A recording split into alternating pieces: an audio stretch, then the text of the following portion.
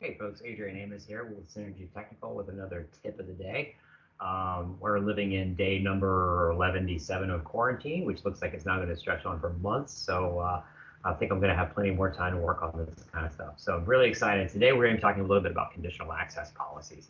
Um, if you have configured no conditional access policies in your tenant, you're going to have Microsoft security baseline. So this probably may not apply to some organizations, but as you decide to make your security posture a little bit more complex, a little bit more mature in terms of how you're protecting your systems, you're going to start looking at how do you configure conditions for access into your systems, right? As part of configuring a zero trust model. So I have my demo tenant here, and I've got a bunch of baseline policies. Those are getting ready to go away. We're not going to worry too much about these.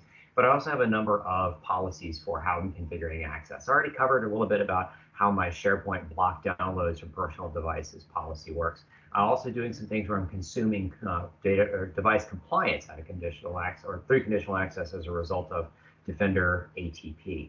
I've got countries that I'm blocking access from, requiring MFA, doing all kinds of fun stuff.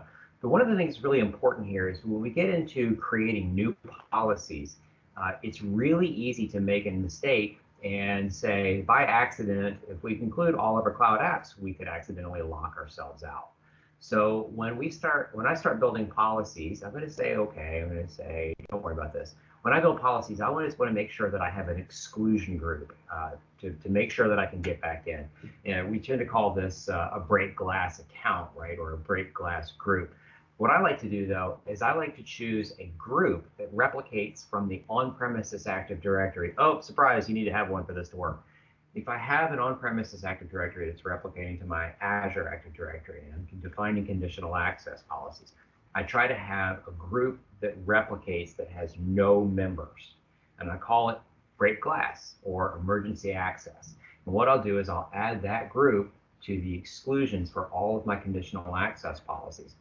And that way, should I go completely insane and create all sorts of policies and everything goes higgledy-piggledy in the cloud, I can at least drive to the office. I know I'm not supposed to be there, but I can drive to the office, add a user into that group. Azure AD Connect replicates the membership of that group over to the cloud.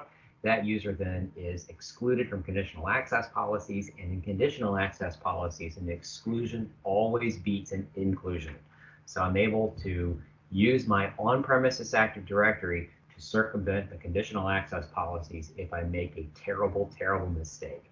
So hopefully you guys can find that useful in your environment. We do consider this to be a best practice in building out conditional access policies, particularly for organizations that replicate identity from on-premises. Thanks so much for joining. We'll see you next time with another tip of the day.